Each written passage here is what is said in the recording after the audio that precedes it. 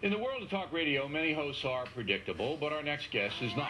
Joining us from Portland, Oregon, Sokoni, an independent who chats on KBMS radio. Okay, the line. Is there a line that you will not cross when analyzing the presidential candidates? Yeah, I think there's a line that I won't cross. I won't say anything that's illegal. I wouldn't be insightful that will cause one of my listeners to go out and do something that is illegal. But other than that, I think most everything else is fair game. Personal attacks, appearance, personal lives, things like that? Yeah, I think that is important because people, want their radio stations to be able to vet the candidates as well. I also think that we know how important looks are if you think about history and Kennedy versus Nixon. But I'm sure. Well, I'm thinking Abe Lincoln here, sir. You know what I'm talking about. So you will about to say. You will bring in somebody's personal appearance and mock it. No, not so much market and not really even be mean-spirited, but usually those type of things come when you open the phone lines and your listeners begin talking as if they're in their living room talking to you. Yeah, but I can control that, and I'm sure you can too on the radio. We have the mic, we have the blaster, we can control the tempo of the time. What about the personal lives of candidates? Now, I submit to you and every other radio talk show host in America that we don't really know what happened to Rudy Giuliani or Hillary Clinton or to Bill Clinton. You don't really know. What you glean is from the press, which is corrupt, and will print anything, particularly about famous people. So when you talk about people's personal lives, you don't know them. You don't know what happened there. You're basically throwing out speculation that can be very hurtful. Is that okay? Well, with someone like Bill Clinton, when you had that many picadillos with women, then you could probably infer that, some of it might be true. They came out against Barack Obama, and he actually admitted some of his past indiscretions, which is a great part on Obama's part. And that allowed people from the old Obama's campaign or just that regular person out there who support Obama to try to figure out, why is the Goldwater girl, Hillary Clinton, saying anything about a Barack Obama, who's a great candidate. All right, so you say that the Clintons then have no right to get into anything about Barack Obama's personal life because of their track record in your eyes.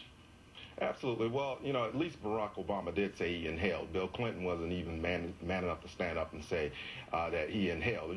But we don't know if he inhaled or not. I mean, maybe he didn't inhale. I smoked a cigarette when I was 12 years old with a bunch of hoods out on Levittown. I didn't inhale. I just wanted to act cool, and I didn't do it. Now, when you smoked marijuana, did you inhale? I never smoked marijuana. Okay. Ask how many people smoke marijuana. I don't care how many people smoke marijuana. What I'm trying to tell you is that when somebody says something, unless you're there and you see it, I don't know if it's a legitimate, well, he had to inhale. Maybe he didn't. Who cares?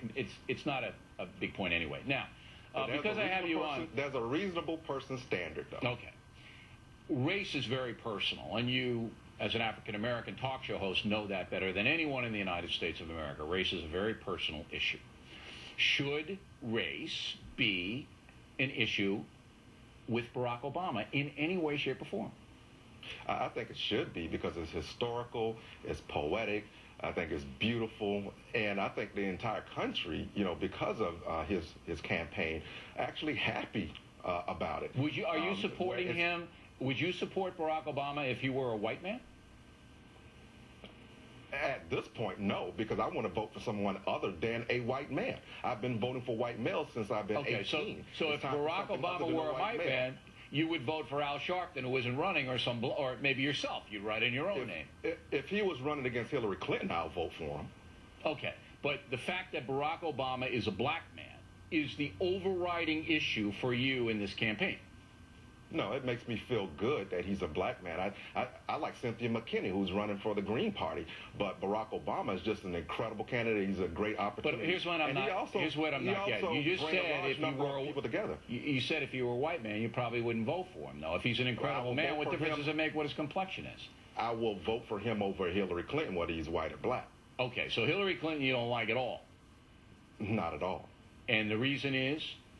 Well, Hillary Clinton, if you kind of look at it, she's been someone who's talk about a 35-year history of doing something. And I can only remember really one action she did, and was health care, and she failed at that while she was in the White House. It's just Other a than policy. That, she's done nothing. It's just a policy. Now, on the other side, I don't like the way she talks. I don't like the way I feel when she talks. She's just bad for this country. All right.